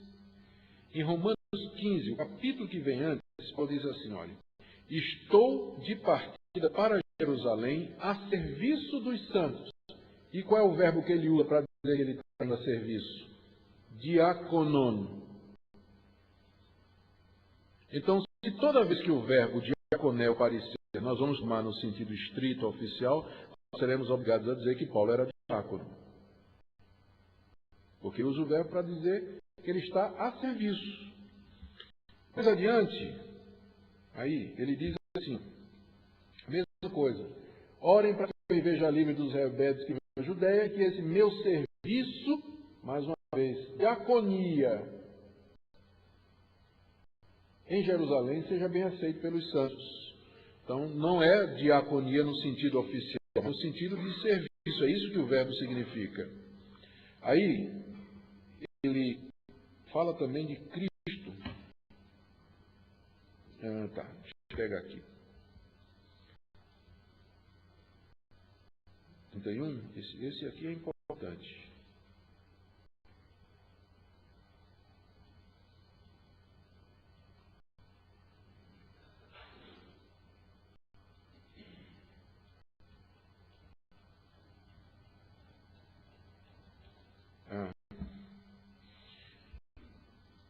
Veja só, isso tudo é no capítulo anterior, né? No 15. Digo que Cristo foi constituído ministro da circuncisão. Adivinha qual é a palavra ministro no grego? Diácono. Então teríamos que dizer que Jesus era diácono também. Se toda vez que a palavra diácono aparece, ela significa o ofício de diácono, Paulo era diácono, Jesus era diácono. Então por que é que quando eu chego em Romanos 16, verso 1, eu tenho que dizer que ali Paulo está usando no sentido oficial.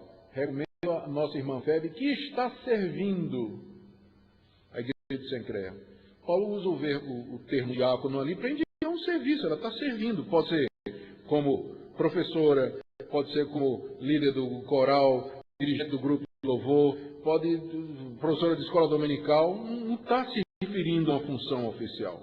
Então, quando a Bíblia, na linguagem de hoje, traduz daquela maneira, que é diaconisa, primeiro, ela quebrou uma regra de interpretação muito simples, que diz que o sentido de um termo, quando você vai entender o sentido de um termo, você dá uma olhada no contexto. Como é que ele é usado no contexto? E no contexto ele é usado no sentido geral do serviço, não no sentido oficial.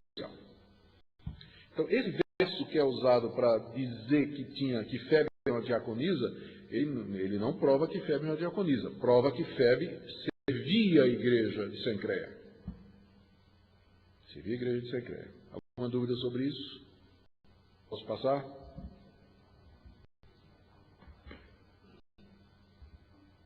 Alguém vai dizer, mas pastor, nem diaconisa, isso é mal mesmo, hein?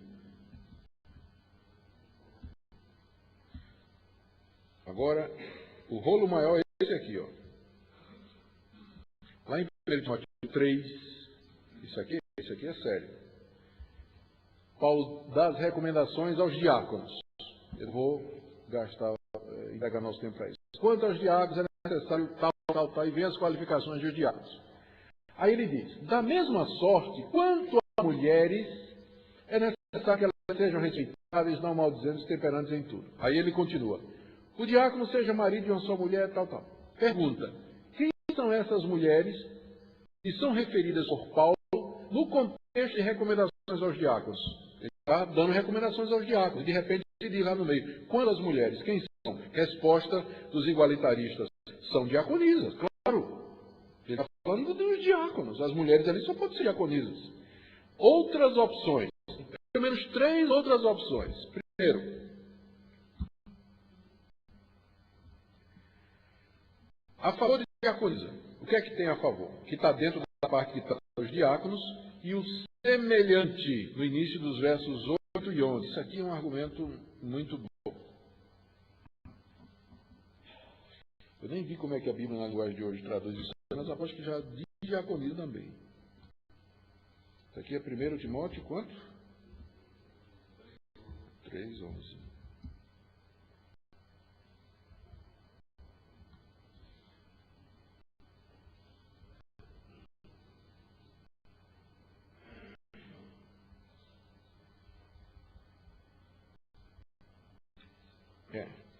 Porque veja só, quando ele diz, semelhantemente, quanto a diáconos, tal. Da mesma sorte quanto a mulheres. Essa expressão no grego é a mesma, da mesma sorte e semelhantemente. Então, alguns acham que por isso você tem que entender que ele está falando das diaconisas. Todavia, se está falando das diaconisas, por que aqui a ausência do nome e por que ele retorna a usar o termo diácono após falar com elas? É estranho isso. Ele fala dos diáconos, fala de mulheres, não chama de diaconisa, e depois volta a falar do diácono, como se essas mulheres não fizessem parte exatamente da categoria diácono. Então, a coisa não é tão fácil assim. Outra possibilidade. Esposas dos diáconos, ele está dando orientação para as mulheres dos diáconos. O que é que tem a favor? Isso explica porque não são chamadas de diaconisa, explica o que está dentro da parte de diáconos, e também porque as mulheres diáconos precisavam de exortação particular por causa do trabalho que executava. O diácono entrava na casa dos outros. A mulher dele tinha que ser uma mulher que tinha algumas qualidades, né? Para ir lá na geladeira do irmão, ver se está faltando comida e por aí vai. Contra essa posição de que era mulher do diácono, as mulheres dos presbíteros provavelmente precisavam de mais ainda de exortação. E a expressão é necessário é usada para presbítero e para diácono. Por que isso tem a ver? Eu não me lembro desse argumento não aí. Tudo bem. Está faltando alguma coisa aqui, depois eu vejo. Todas as mulheres da igreja, alguns acham que isso aqui é um estilo Paulo. Paulo vem falando de um assunto, chama-se anacoluto. Ele vem falando de um assunto, e de repente dá um estalo na cabeça de Paulo. Ele lembrou de outro assunto. Ele escreve aquele assunto e volta ao assunto original. Então, quando ele fala quanto a mulheres, ele está falando das mulheres da igreja. Ele está falando de diácono, lembrou que tinha que dar uma bronca às mulheres, escreve lá sobre as mulheres, e depois reclama ao diácono. Ele está falando das mulheres em geral. Quanto a mulheres. Paulo faz isso às vezes? Faz. E o que é pior é que às vezes ele está escrevendo sobre um assunto, lembra de outro, começa a escrever e nunca mais volta ao outro assunto. Ele deixa o primeiro assunto sem terminar. Acontece algumas vezes nas cartas de Paulo. Ele não termina e a gente fica assim, sem saber o que Paulo queria dizer a respeito daquele ponto, né? É provável? É. Será que é isso? Ninguém sabe. Tem a outra opção que eu acho que é a melhor, que eram as ajudantes dos diáconos. Por quê? Essas mulheres ali, elas eram mulheres piedosas, não ordenadas, que auxiliavam os diáconos, prestando assistência em obras de misericórdia aos necessitados da igreja. Isso explica por que a exortação para elas está dentro da seção sobre diáconos, explica por que Paulo não se refere a elas como diaconisas, explica por que Paulo volta ao termo diácono no verso seguinte e explica o uso que é necessário e semelhantemente. Eu acho que essa é a melhor explicação. Eram auxiliares dos diáconos, não eram diaconisas, mas auxiliares dos diáconos. Pode ser essa explicação? Pode. Pode ser mulheres em geral? Pode. Será que eram as mulheres dos diáconos? Pode. Nós só teremos hipóteses aqui, porque o texto não é claro. O que eu estou dizendo é que não pode pegar esse texto para provar que eram diaconisas, porque tem interpretações alternativas plausíveis.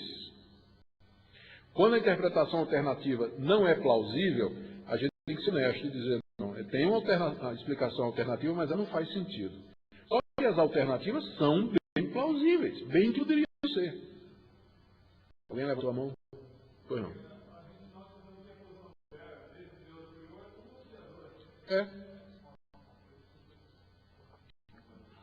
Eu acho que essa posição faz bem sentido.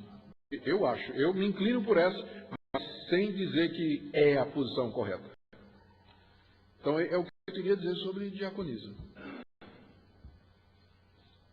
Tá bom? Vamos terminar sobre os homens e vamos embora. Está na hora do almoço, daqui a pouco, né?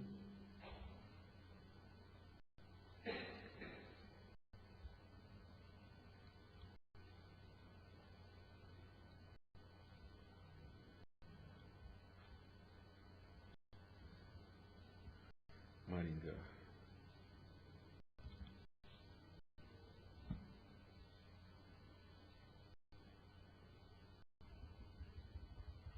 Pastor Paulo, eu não estou criando nenhum problema para o senhor não, né? Não estou criando nenhum problema para o senhor não, né? Estou resolvendo, né?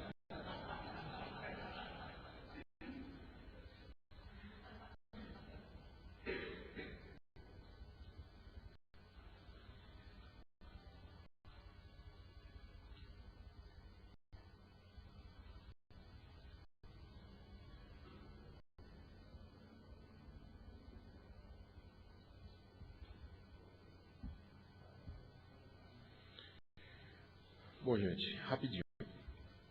O modelo familiar padrão da Bíblia que nós conhecemos é homem e mulher vivendo em respeito e amor mútuos e juntos conduzindo seu lar e família.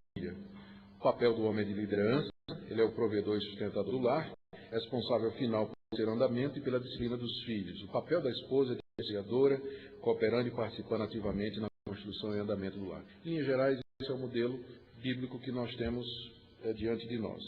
Distorções do modelo. Então, hoje nós temos famílias em que não há essa ideia de liderança. Homem e mulher sempre fazem tudo, tomando decisões negociadas entre si. É uma negociação. Sempre. Não estou dizendo que não tem diálogo na versão anterior, tradicional. Tem e deve ter. Contudo, não há alguém que tenha a autoridade para resolver conflito no final, que sempre tem. Mulheres, outra distorção do dele, são mulheres tomando a liderança, ou por omissão do homem, ou por ter um salário maior, ou por questão de temperamento, né? Mas você encontra famílias em que a mulher, de fato, é quem usa a causa cumprida. E lares que não têm homem, não é? Mães solteiras, divorciadas, viúvas, etc., que são vistos, já são vistos como modelo alternativo de família. E o que é pior, famílias de homossexuais. Então, aquele padrão antigo, normativo, conservador, que tinha raízes bíblicas, né? Do homem como cabeça do lar, provedor e tudo mais, isso hoje em dia é quase que já virando exceção. Hoje, modelos alternativos de família já vão acontecendo, como esses aí e outros que eu não coloquei aqui. Bom, qual é o papel de liderança do homem, então, na família? O relato da criação e da queda, conforme o apóstolo Paulo, ele narra como é que o homem e a mulher foram feitos. Esse texto aqui nós já falamos. 1 Coríntios 11. Como não tem?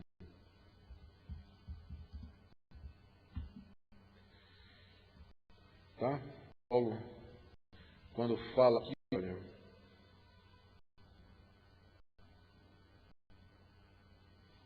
ele se refere à criação, ele diz: o homem não foi feito da mulher, e sim a mulher do homem, porque também o homem não foi criado por causa da mulher, e sim a mulher por causa do homem. No contexto, ele está querendo dizer que a mulher deve se portar debaixo de autoridade. A razão pela qual foram feitos, o homem não foi feito por causa da mulher, e sim a mulher por causa do homem. Quem é que foi formado primeiro? Ele apela para isso em 1 Timóteo 2,15. Vocês veem que quando as pessoas chegam para mim e dizem assim, o relato da criação, ele só pode ser entendido como figurado, né? Qual é o problema de entender Gênesis 1, a criação do mundo, a criação do homem, Gênesis 2, e a queda, Gênesis 3, como sendo figurado, já que a ciência prova que o mundo nasceu do Big Bang e que houve todo um processo de seleção natural e de evolução e tudo mais? Como é que a gente compatibiliza? Qual é a dificuldade para o crente ver que tudo aquilo ali é uma figura, uma alegoria? A dificuldade é que se você tirar Gênesis 1, 2 e 3, você tira o tapete, você tira o fundamento de um monte de doutrinas que acontecem na Bíblia como um todo. Se acaba a doutrina do pecado, para começar, né? Se Gênesis 3 a queda é figurado, então significa que não houve um momento em que o homem caiu de um estado de inocência. Então a doutrina do pecado original foi para o espaço. E com ela a necessidade de Cristo. Por que Cristo iria? Se o homem não é um ser que caiu do seu estado original e, portanto, se encontra numa situação de pecado. Acaba a necessidade de Cristo, acaba com Romanos 5, onde Paulo faz uma comparação entre Adão e Cristo. Comparação que se torna ridícula, porque Cristo era um homem real e Adão um mito. Né? Acaba com a fundamentação da liderança na família e na igreja, porque toda ela é baseada no relato da criação. Quem foi feito primeiro, com que objetivo e para quê? Quem caiu primeiro e por quê? Então, para mim, os 3 capítulos mais importantes da Bíblia é Gênesis 1, Gênesis 2 e Gênesis 3, porque eles têm as origens, é o começo de tudo. Sem esses 3 capítulos, o resto não vai fazer o menor sentido. E se a gente dizer que é mito, ou alegoria, ou tudo mais, vamos estar complicado, né? Afeta o restante da Escritura. Eu fico, às vezes, surpreso com alguns evangélicos que acham assim, não tem problema de ver que tudo aquilo é um mito, é uma alegoria. Eu digo, eles não estão percebendo as implicações teológicas, né? Não estou dizendo que a linguagem da Bíblia é uma linguagem científica. Não é? Nós nunca devemos tomar a Bíblia como um livro de ciência, porque não é um livro de ciência. Não vamos esperar que a linguagem de Gênesis 1 seja uma linguagem científica. Ali está dizendo quem é o autor da criação, de onde é que todas as coisas vieram, e está falando de como Deus, do nada, pelo poder da sua palavra, criou todas as coisas. Não entra em detalhes, não vai dar assim detalhes de como é que Deus, e narrando em termos científicos, fez todas as coisas. Não devemos esperar isso da Bíblia, que não é o objetivo dela. Mas também nós não podemos dizer que o que está ali é mito ou alegoria, porque senão todas essas passagens aqui, elas perdem o seu sentido, como por exemplo essa daqui.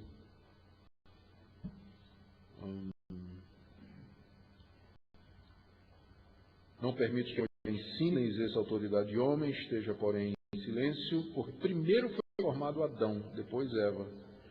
E Adão não foi iludido, mas a mulher sendo enganada caiu em transgressão. Percebe como é que Paulo lê o relato? Ele lê como se fosse história.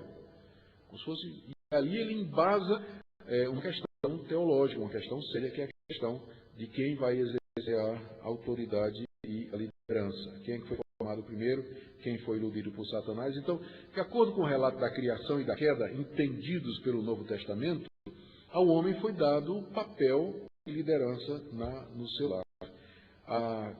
E aqui, quando Paulo trata da relação do homem e da mulher diante de Deus, ele fala da cadeia hierárquica em 1 Coríntios 11, e já foi mencionado aqui por um de vocês. Você pode ir aí na sua Bíblia também, 11, acho que é 3. Quero, entretanto, que saibais ser Cristo o cabeça de todo homem o cabeça da mulher e Deus o cabeça de Cristo. Aqui você tem uma cadeia hierárquica, onde Deus é o cabeça de Cristo, Cristo é o cabeça do homem e o homem é o cabeça da mulher. Começa em Deus e termina na mulher. E o que expressa a relação entre eles é o termo cabeça, que significa governo, a ideia de autoridade, é isso que significa.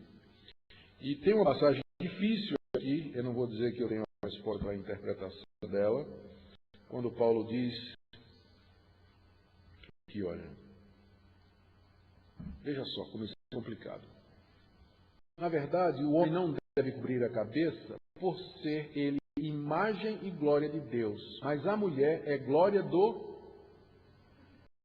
Então, ele está dizendo que quem tem a imagem e semelhança de Deus é o homem, porque foi criado por Deus.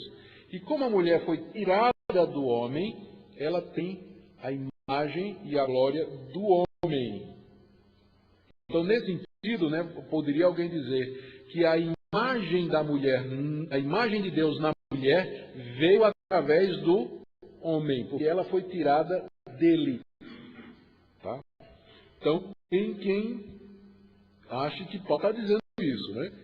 Ora, isso seria uma contradição de Paulo com todos os demais textos bíblicos que falam de que tanto o homem como a mulher têm a imagem semelhante de Deus. O que Paulo está querendo dizer? Note que ele não diz que a mulher tem a imagem do homem.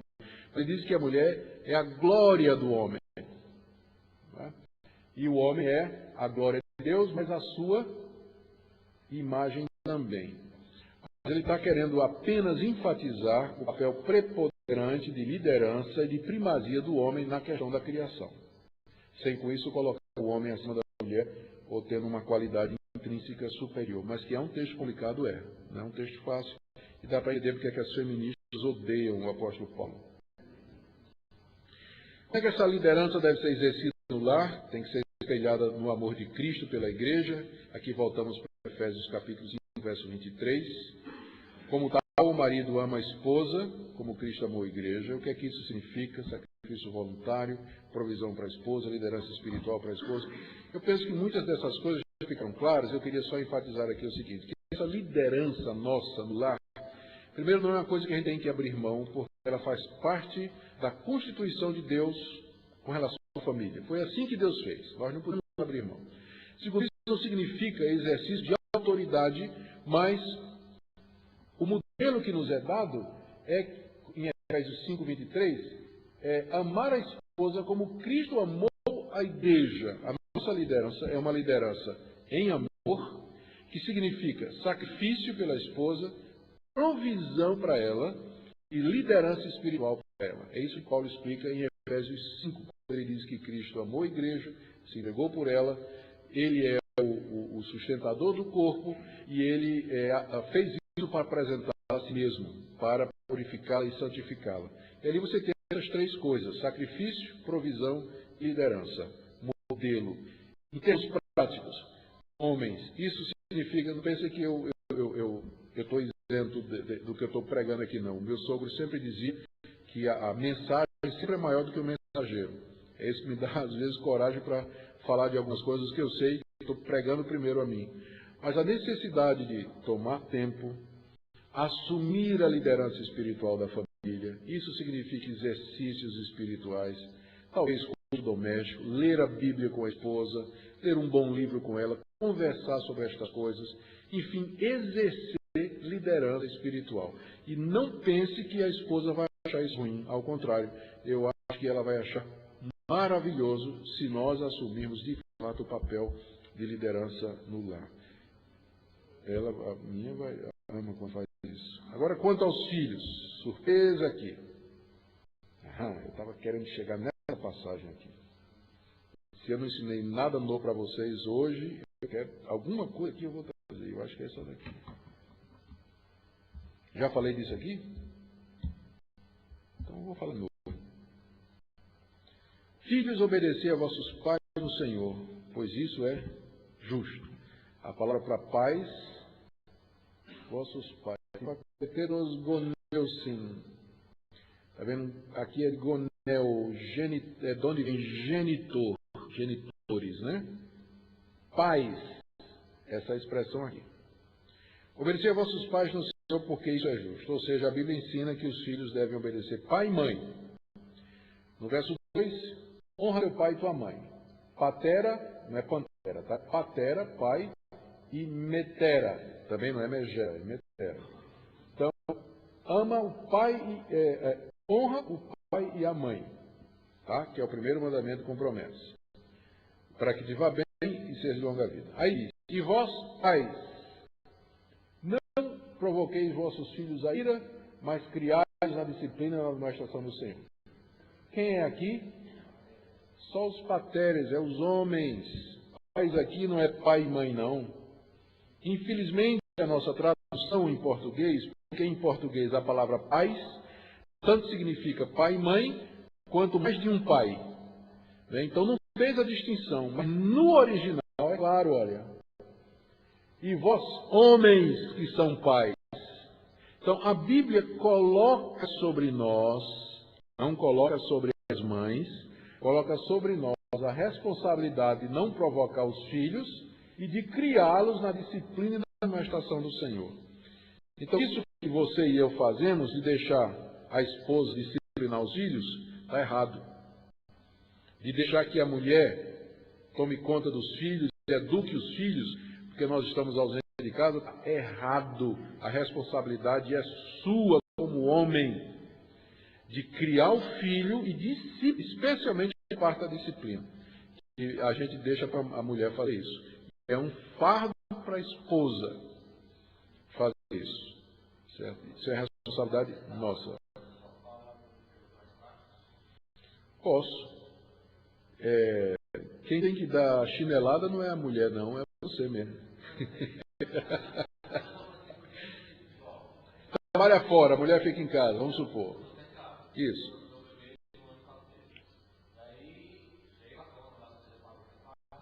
Isso. Isso é você. Eu entendo o que você está dizendo. Eu diria, para conciliar com os modelos familiares que nós temos, a responsabilidade é sua, mas não impede que sua esposa lhe ajude, é claro, né? Você tem que fazer junto com ela.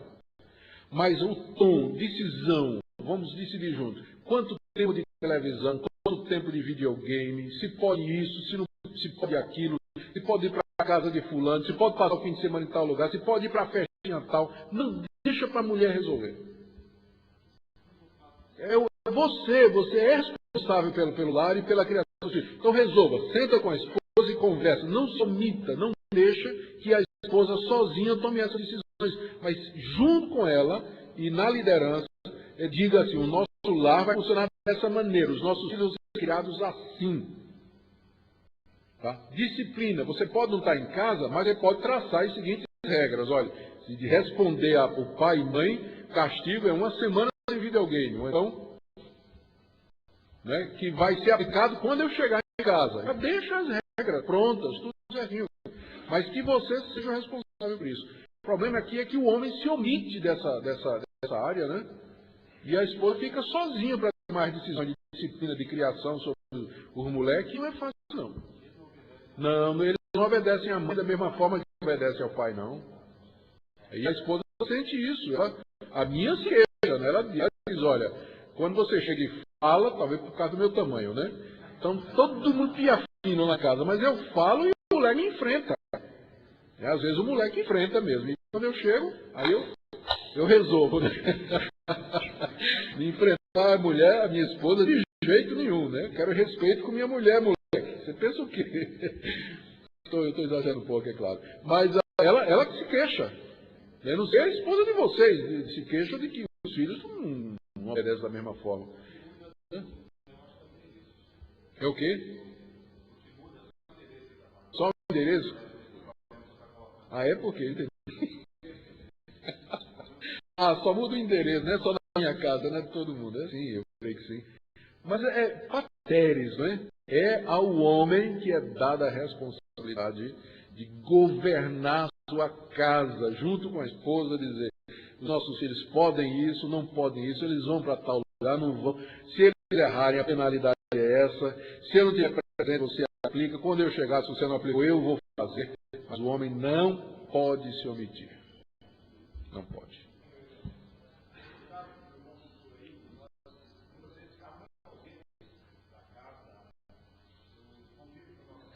É um problema, né?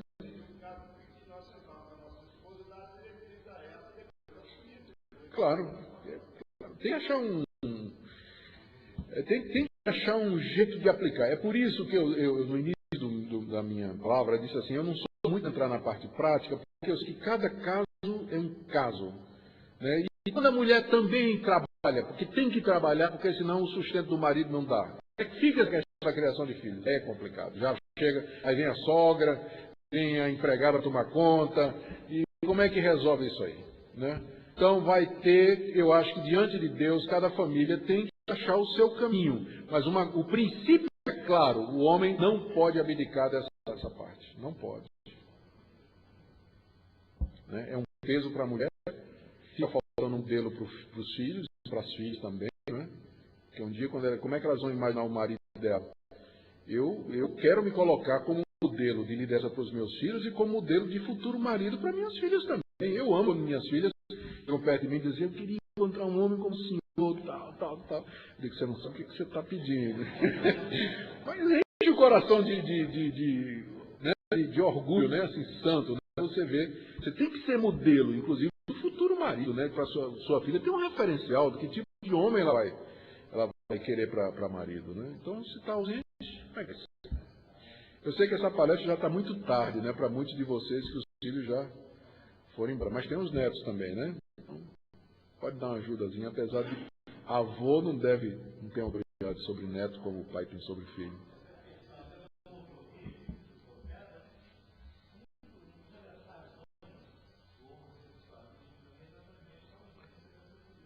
Os psicólogos e outros que estudam nessa área aí, e a nossa observação, confirma isso mesmo, né? Falta de modelo.